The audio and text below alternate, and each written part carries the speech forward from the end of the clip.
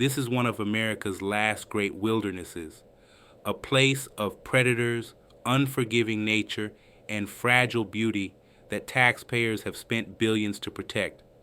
So why has Florida decided to build its newest and most controversial detention center right in the middle of it all?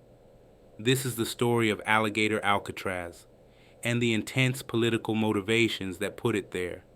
Deep in the Florida Everglades, on a remote airstrip surrounded by swamps, a new immigrant detention center has officially opened its doors. Plans for the facility were announced in late June 2025, and in early July, the first buses carrying detainees arrived at the site that state officials have bluntly nicknamed Alligator Alcatraz. Florida's Attorney General James Uthmeier announced their arrival on social media, declaring, "Alligator Alcatraz will be checking in hundreds of criminal illegal aliens tonight.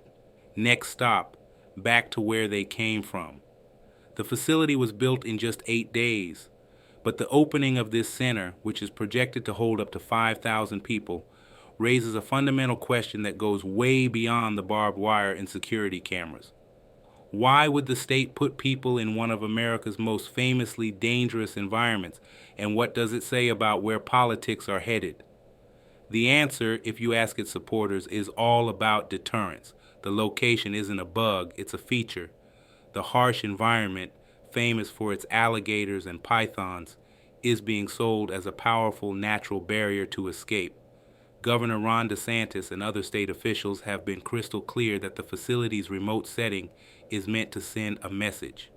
President Trump, who toured the site in early July, praised its rapid setup and joked that any escapees would need to learn how to run away from an alligator. He, along with Governor DeSantis, has promoted it as a potential model for other states to adopt. Trump even commented that the site's natural security might be as good as the real Alcatraz. The name itself, Alligator Alcatraz, is a deliberate piece of political branding, meant to create the image of an inescapable fortress. This isn't just a casual nickname. It's the official name being put on road signs. The messaging has been pushed hard on social media and conservative news, with memes showing alligators in ICE hats. The Republican Party of Florida has even started selling branded Alligator Alcatraz merchandise, turning a detention policy into a fundraising opportunity. It's a clear sign of how a government facility has been turned into a political symbol designed, as Governor DeSantis put it, to encourage people to deport on their own rather than risk ending up there.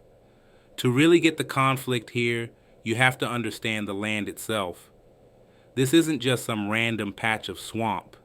The facility is built on the Dade Collier Training and Transition Airport, the very site of a defeated plan from the 1970s to build the world's largest airport. That project was famously stopped after a huge environmental campaign, with activists arguing it would destroy the South Florida ecosystem. The battle to protect this area is a landmark moment in American environmental history. Now that same piece of land is at the center of a new fiery debate.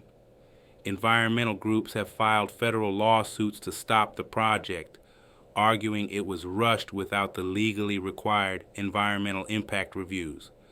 They claim the facility, with its industrial lighting, waste systems, and traffic, threatens the fragile Everglades and endangered species like the Florida panther. And the opposition doesn't stop there.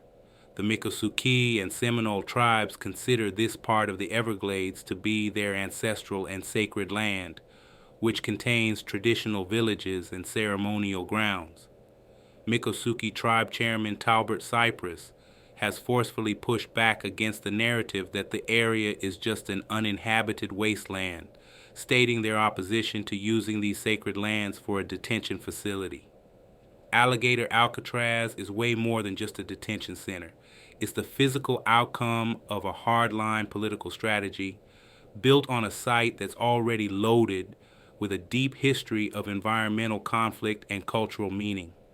It's where immigration policy, political messaging, and environmental protection are colliding in a dramatic way. Supporters see it as a logistically simple and effective tool for immigration enforcement, a one-stop shop for aiding mass deportations. Critics, on the other hand, see it as a cruel, inhumane, and ecologically reckless political stunt. As the first detainees arrive and the legal challenges move forward, this facility in the heart of the Everglades will undoubtedly remain a potent symbol. It leaves all of us with a stark question about what comes next. Is this just a one-off spectacle, or is it a model for the future? We break down complicated issues like this every week. If you want to understand the real stories shaping our world, think about subscribing to our channel. The conversation doesn't stop with this video. What are your thoughts on this facility? Drop them in the comments below.